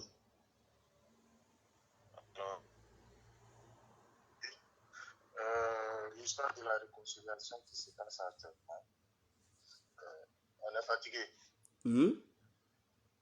Ouais, on est fatigué vraiment parce que il n'y a pas plus de réconciliation que autant de Bagua et Soro Guillaume à Boaké. Il y a eu bonne réconciliation, même la flamme de feu. Mais ce qui me préoccupe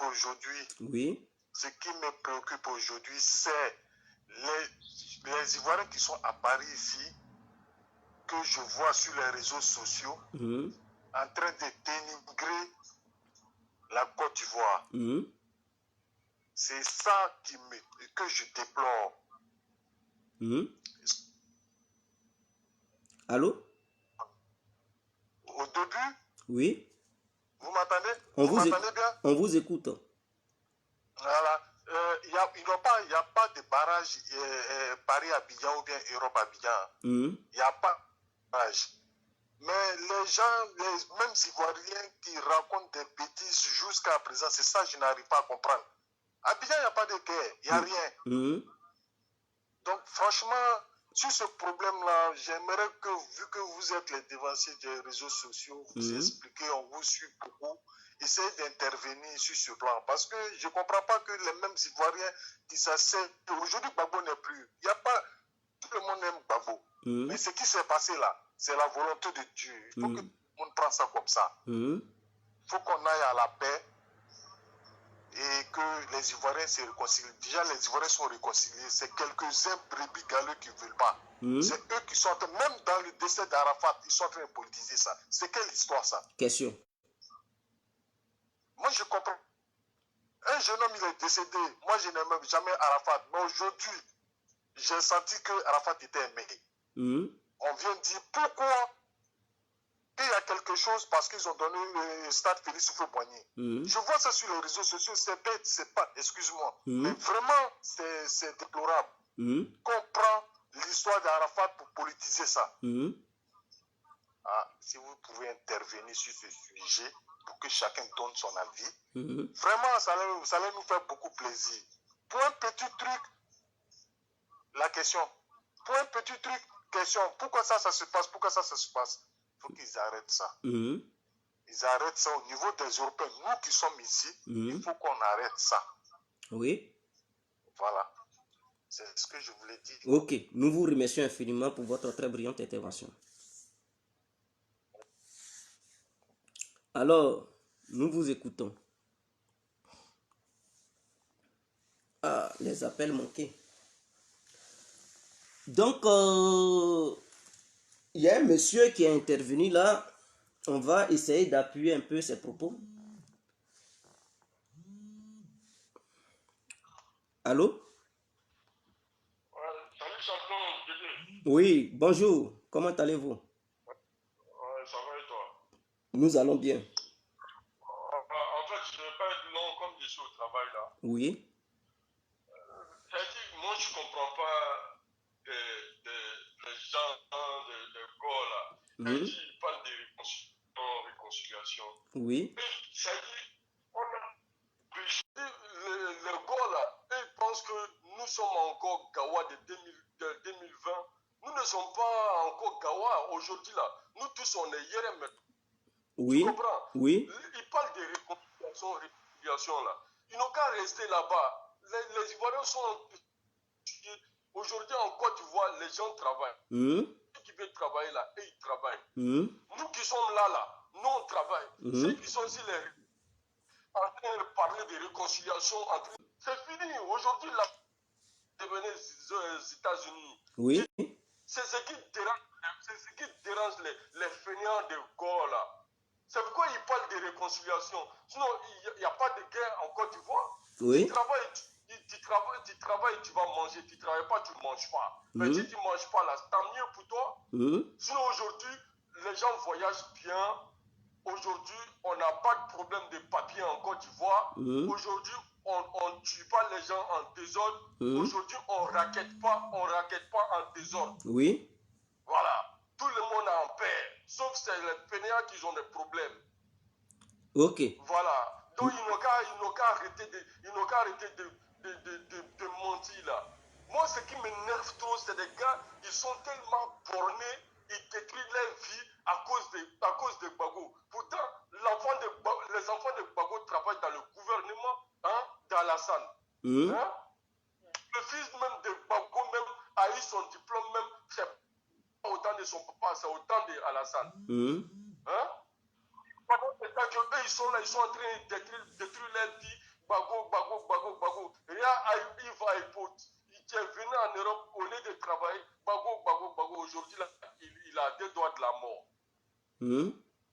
Stéphane Kipré, qui est un milliardaire, là, personne ne calcule. Mon frère, ça doit les couper. Levez-vous, vous allez travailler, mon gars. Moi, je dis jamais, ils parlent de réconciliation. Ça veut dire que tant qu'on ne les laisse pas le pouvoir, s'asseoir, baiser les filles, manger, aller faire le travail dans le maquis, tant qu'il n'y a pas ça, il n'y aura pas de réconciliation. Mais attends, nous ne sommes plus Gawa, mon gars. Mon Dieu, il n'ont qu'à se lever. On évolue. Je dis, ça veut dire qu'on est là, on est venu en Europe ici pour venir se chercher. Mais pourquoi toi, ça veut dire ils vont s'asseoir toujours, rentrer ici, sortir ici, pendant ce temps que les autres, ils évoluent. Ah, tiens, mon Dieu. Quand est-ce qu'ils vont connaître la réalité? Question. Aujourd'hui, je te jure que Soro va revenir. C'est moi, je te dis. Parce que quand on va arriver à l'approche des élections, là, parce que Soro va calculer, vaut mieux d'aller avec Ouattara que Bédié. Parce que Bédié, là, il n'y a pas son sort là-bas. Lui-même, il connaît. Il connaît. Donc, tout ça là, ça veut dire à l'approche des élections, on aura la vérité. On va voir la vérité. Nous vous remercions, frère. Laisse-le. C'était ça, quoi. Donc, je vais te laisser. On vous remercie. Qui au lieu de dire réconciliation. Quelle réconciliation de merde, là, les volets de manioc dans les plantations. S'il vous plaît. Merci. Merci à vous.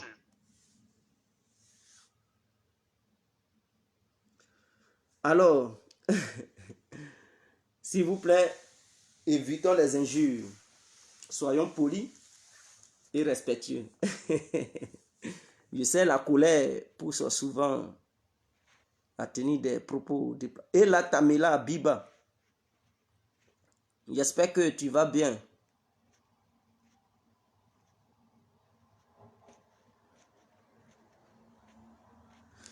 Voilà, donc on voulait appuyer un peu les propos du monsieur par rapport aux Ivoiriens qui tiennent certains propos, comme quoi, une fois que tu portes un nom Ouedraogo, on dit ouais, c'est un étranger. Une fois que quelqu'un porterait le nom Brahima, on dit oui, c'est un étranger. Une fois que quelqu'un portera le nom Kaboré, on dit oui, c'est un étranger. Mais le problème, pour éviter de tenir ce genre de propos, j'aimerais suggérer quelque chose d'important aux Ivoiriens. chers frères et chères sœurs ivoiriens et ivoiriennes, pour éviter de traiter encore les Kaboré, les Ouedraogo, les, je ne sais pas, les Mike Choukous, tous ceux-là d'étrangers, je demande à chacun de vous de dire à sa sœur de ne plus aller coucher avec un étranger. Il faudrait que ça soit clair. Et toi, Ivoirien, si tu sais que tu ne peux pas supporter un nom Ouedraogo qui porterait une nationalité ivoirienne, dis à ta soeur, grande soeur comme petite soeur, de ne plus écarter ses jambes pour donner à un étranger. Il faudrait que ça soit clair. Il ne faut plus, ils vont donner aux étrangers sénégalais, burkinabés, maliens, ghanéens, je ne sais pas, nigériens, libériens, peu importe, dans les pays qui sont à côté ou bien en dehors de la Côte d'Ivoire, dites à vos soeurs de ne plus écarter. De ne plus écarter. Ils n'ont qu'à donner seulement aux Ivoiriens. Comme ça, là, les enfants qui vont naître, ils seront 100% Ivoiriens, ils vont porter des noms Ivoiriens. Mais lorsque ta soeur, elle traverse les frontières pour aller faire enfant ailleurs, mais cet enfant ne va pas porter le nom de ta soeur. Cet enfant ne portera pas le nom de toi, ton père. L'enfant va porter le nom de son père.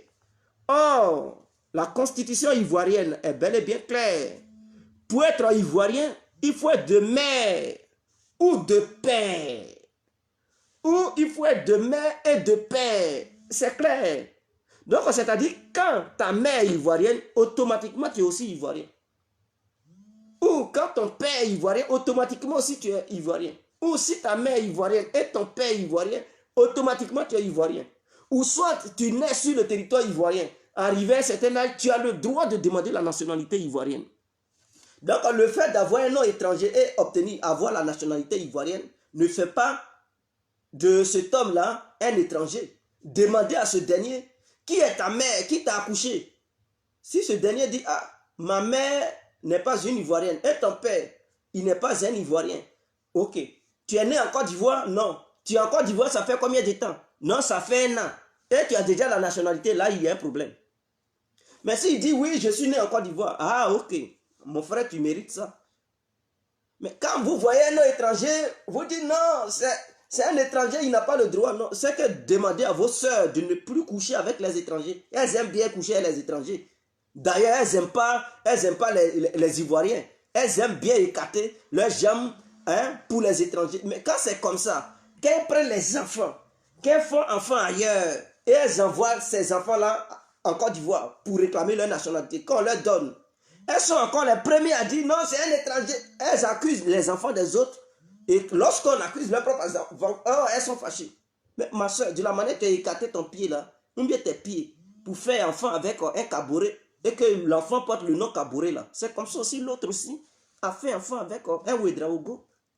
Son enfant aussi porte le nom. Pourquoi tu accuses l'enfant de l'autre d'être étranger et toi tu ne veux pas qu'on accuse ton enfant? Vous aussi les frères là, pourquoi vous accusez pendant ce temps vos soeurs font enfant et des étrangers? Il faudrait que ça soit clair. Allô? Oui, allô? Oui, bonjour. Bonjour mon frère. Ouais, nous vous... Oui, j'ai dit tout à l'heure, j'ai un frère ivoirien qui m'a demandé la définition du mot réconciliation. Oui. Bon, moi, personnellement, je ne vais pas m'attarder dessus. Oui.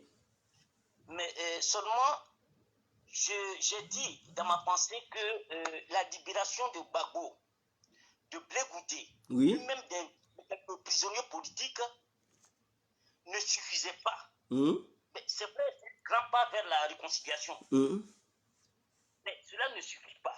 Il faudrait que quand même les politiciens s'asseyent autour d'une table pour que tous les Ivoiriens de tous les bords puissent au moins comprendre quelque chose, qu'on leur véhicule au moins un message. Le message là, c'est d'abandonner toutes les rancœurs pour que l'Ivoirien du Sud puisse embrasser l'Ivoirien de l'Est. Oui.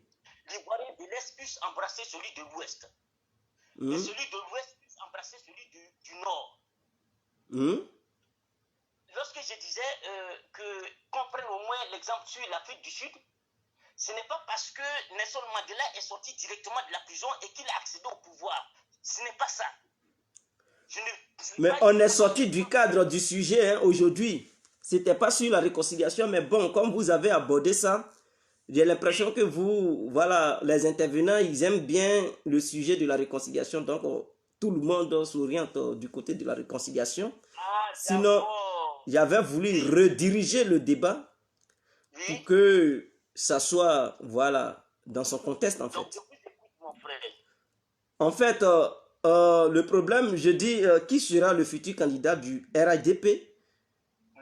Puisque le RADP dit c'est bouclé, géré, verrouillé, sachant bel et bien que le président de la République de la Côte d'Ivoire s'est rendu ici la fois passée, où il aurait reçu des ordres, il a reçu même des ordres à travers les journalistes qui ont dit ce qui s'était passé dans les coulisses, que le président français dit que la France n'apportera plus son soutien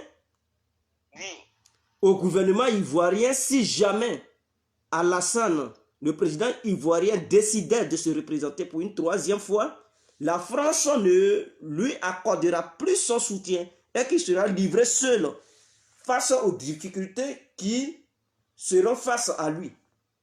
Idem pour le président guinéen. Alors, donc, ce problème-là, nous avons parlé de ça. Et donc, si c'est le cas, est-ce que le président ivoirien est déterminé à aller coûte que coûte aux élections? Et si jamais il y a un problème, qu'est-ce qu'il fera?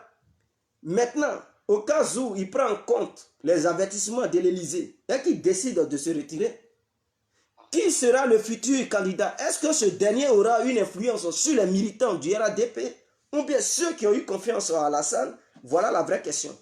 Maintenant, est-ce que Blé Goudé, Gbagbo a-t-il sacrifié Blé Goudé par rapport à ses interventions qu'il fait? Il organise des meetings depuis la CPI où il rassemble des foules en Côte d'Ivoire pour parler, hein, pour leur dire, pour leur transmettre des messages et tout. Donc on a parlé de ça et j'ai dit, en politique, tout est possible. Et que si jamais Blé Goudé rassemble des Ivoiriens pour tenir un meeting depuis la place, depuis la CPI, et que quelqu'un qui a de mauvais cœurs, qui a de mauvaise foi, envoie des délinquants pour semer des troubles et qu'il y a mort d'hommes, est-ce que cela, cette responsabilité ne sera pas sur la tête de Blé Goudé et la justice internationale ne saisira pas les dossiers pour dire, toi, on t'avait interdit d'organiser des meetings ou bien de faire la politique, voici, tu as rassemblé des gens, il y a mort d'hommes, donc quand tu es responsable, alors la CPI, est-ce que la CPI ne va pas profiter de ça pour le poursuivre à nouveau? Voici les choses.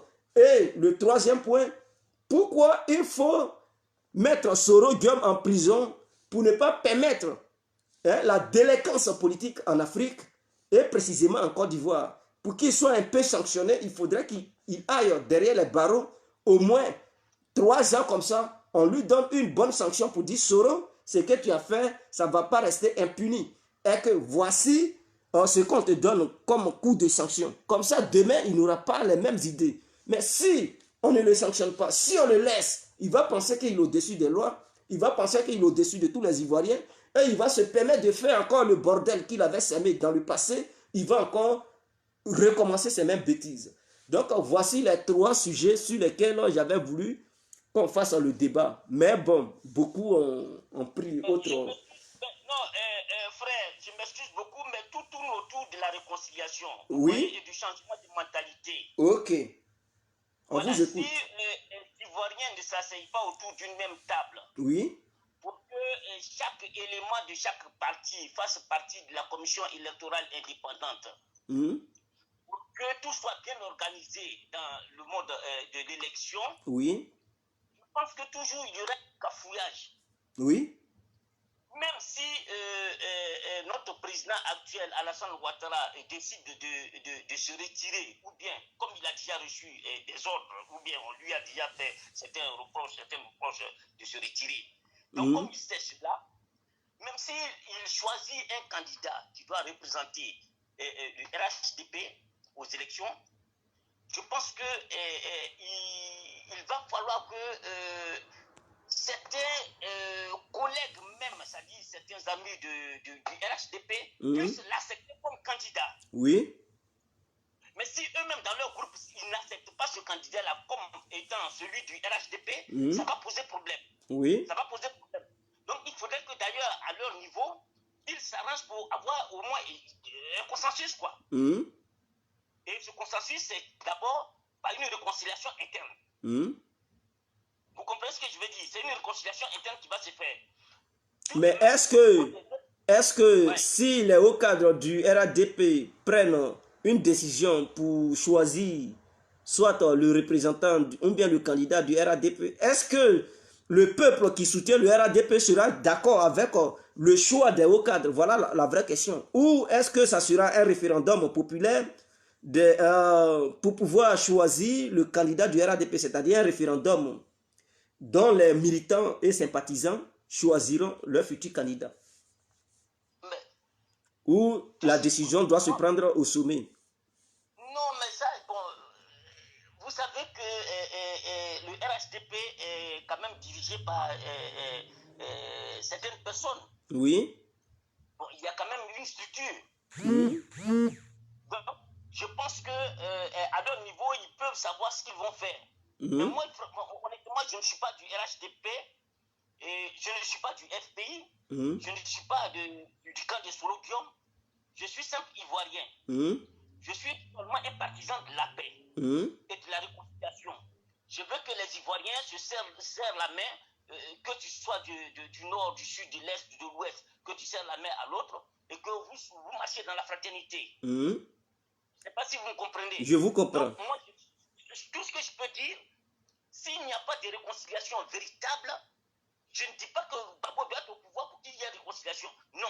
Que Sologium doit être au pouvoir pour qu'il y ait réconciliation. Non. Ou bien que Ahmad Bakalko soit au pouvoir pour qu'il y ait réconciliation. Non. Je dis seulement que ces dirigeants-là s'asseyent autour d'une table, d'une même table. Oui. Parle franchement aux Ivoiriens. Que tu sois du nord, que tu sois du sud, que tu sois de l'est, que tu sois de l'ouest, pour que toutes les rancœurs sortent de ton cœur.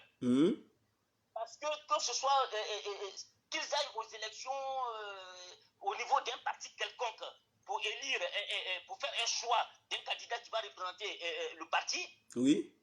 S'il n'y a pas de rancœur entre les uns et les autres, ils vont arriver à un consensus. S'il y a toujours des rancœurs, de l'animosité entre eux-mêmes et Ivoiriens, je pense que ça va produire de mauvais fruits. Oui. Vous comprenez ce que je veux dire? Oui. Donc, on part d'une entente. Et qui dit entente dit réconciliation. Oui. Entre frères. Oui. D'un même pays, d'un même bord. Oui. Alors, s'il n'y a pas entente, s'il n'y a pas de réconciliation entre frères d'un même peuple ou bien d'un même bord, il n'y a pas vraiment d'élection. Il n'y a vraiment pas de véritable élection. Donc, vous voulez que les hommes politiques s'attendent parce que ce sont eux qui conduisent le peuple. Le peuple n'y est pour rien. Le peuple ne fait que faire du suivisme politique. Suit ce que son patron lui demande de faire, c'est ça? C'est tout.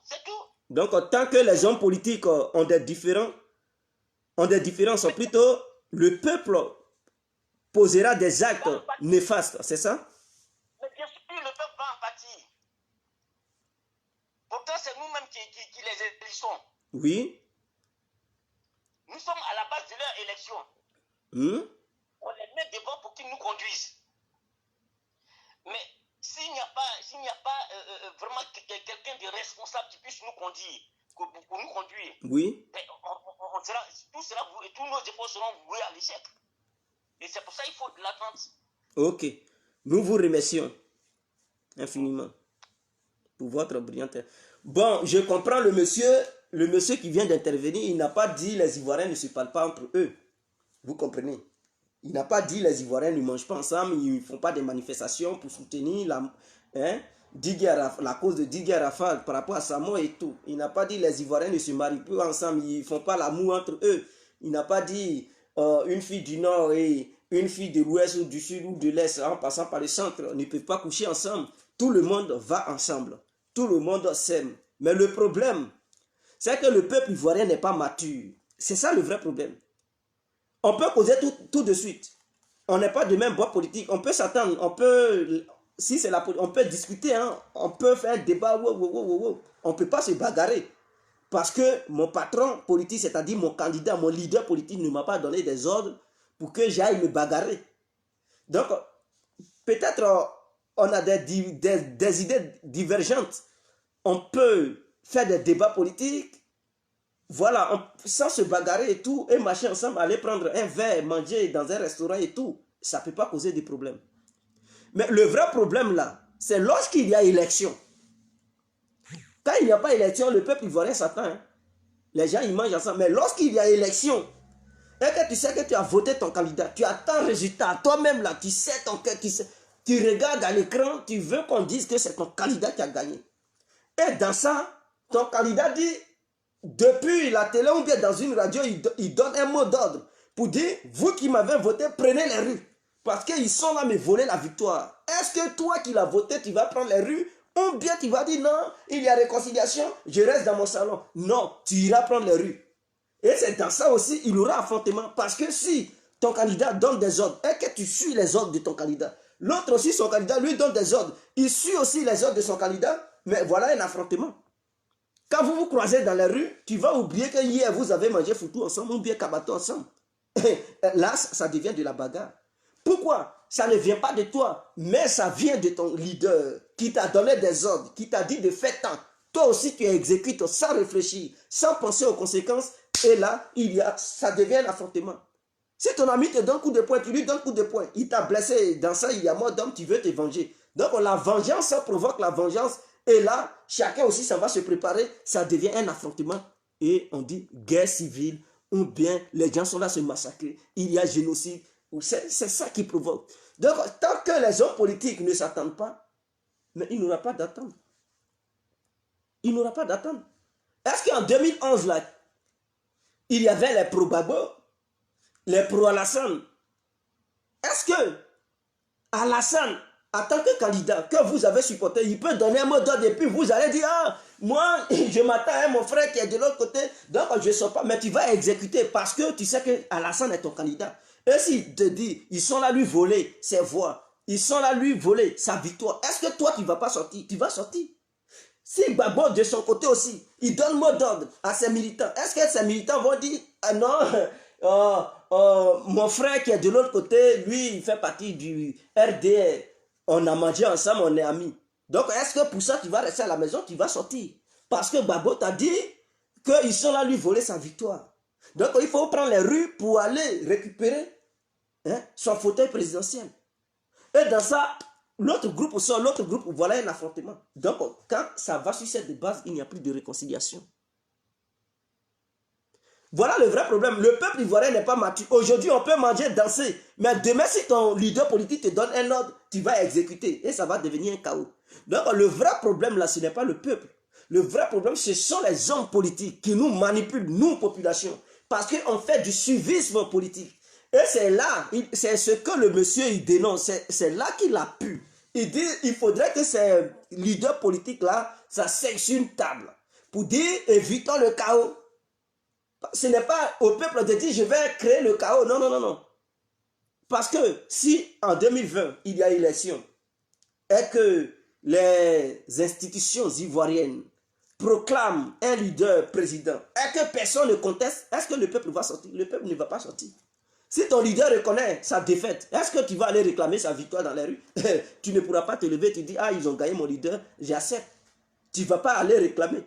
Mais si ton leader, il dit, lui, il a gagné, ils sont là lui voler sa victoire, sortez ou sortez, mais tu vas sortir, tu dis, ah donc c'est comme ça, ce sont des voleurs, ils vont voler la victoire de mon leader, c'est pas question, tu sors. Et c'est ça qui provoque les crises. Voilà pourquoi on dit, il n'y a pas de paix. Si ces hommes politiques ne s'attendent pas, la paix là, elle est fragile. Parce qu'à tout moment, ça peut déclencher quelque chose. Allô? Alors, salut mon frère, comment vous allez? Ah, nous allons bien, et chez vous? Oh, tranquille, ça va. Ok. En fait, bon, je vous ai écouté, moi, je voulais parler un peu de cette histoire de nationalité là, oui. en Côte d'Ivoire. Oui. Parce que moi, je me rappelle bien quand j'étais en 2002, c'était mon ami, il s'appelle Soumaré. Oui. Tu vois? Oui.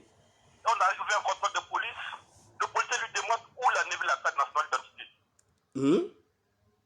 Mais mon ami, sa mère est semi-faux. Oui. Non, mon ami lui a dit non, retourne derrière la carte d'identité, vois le nom de la mère. Mais ça se fait pas. En France, quand le policier porte la carte d'identité, il vient Oui. Parce que nous, les Akans, moi, ici, nous, les Akans, c'est l'enfant de ta soeur qui est chef chez nous. Oui. Est-ce que tu vois? Oui. Maintenant, ta soeur, même si elle allait faire un enfant avec un Burkinabé, un Nigérien, un Tchadien, c'est lui qui serait chef chez nous. Tu vois? Dans mon cas, cette histoire-là, moi, bon, ça me frustre un peu, quoi. C'est pas trop normal. Que les gars arrêtent les xénophobes, là, non, parce que tu t'appelles au dragon, non, tu n'es pas ivoirien. Non, non. Sa mère, elle vient d'où? Sa maman vient d'où? C'est ça qui est le problème, mon frère. Oui. Sauf ça, la dernière fois qu'il y a eu la sortie du président Bédier, bon, je suis d'accord, mais ça m'a déçu, hein. Sincèrement, ça m'a déçu. Il faut que les gens... Et puis, bon, moi, ma femme est française. Ma femme, elle m'a demandé un jour, mais je vois, il y a peu de problèmes de nationalité. Où?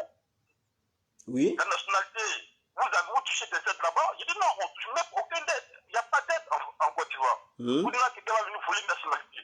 Si c'est en France, on peut comprendre parce qu'il y a les aides, donc bon, le gars va en profiter des aides. Mais en Côte d'Ivoire, l'Ivoire même touche quelle aide? Question. Il n'y a pas d'aide.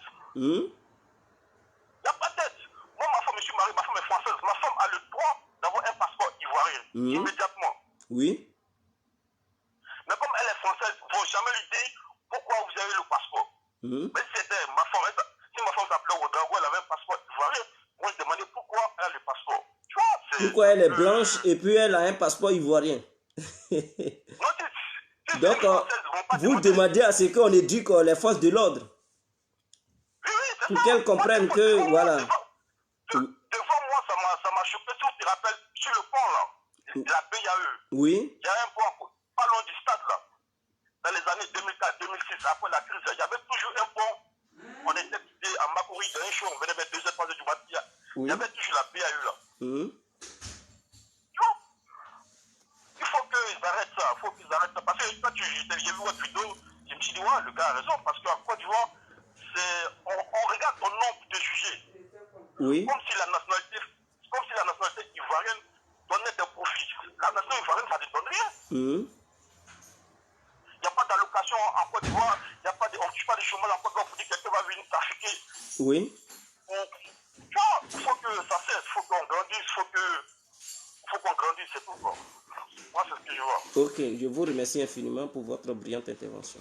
Parce que moi, ma soeur, si elle a fait un enfant avec un Ouedraogo, tu traites mon neveu de Mossi, moi, ça va me choquer, carrément, ça va me choquer. Oui. Parce que c'est que si moi je meurs, c'est cet enfant qui sera mon héritier. Oui. Si tu as des amis à quand il faut les demander. C'est l'enfant de ta soeur qui est chef chez vous. Oui. Et la dernière fois, le ministre, Goncle Valeta Toumoudi, le maire de Toumoudi, c'est un connu. Oui. Mais sa mère, Baoulé, le gars qui n'était pas Baoulé, qui est étonné. Ils vont dire pourquoi un connu est maire à Toumoudi, dans un pays Baoulé. Mais sa mère, Baoulé, c'était mon intervention, mon frère. Parce que la Côte d'Ivoire, cette crise d'identité-là, cela révèle les vieux démons. Hein. Ok. On vous remercie infiniment, frère. Merci infiniment. Bon, je pense que nous allons mettre fin au débat. On a duré quand même, hein, depuis 11h, il est 12h55. Ça veut dire, on est là, ça fait presque 2 heures maintenant. Donc, nous allons stopper le débat.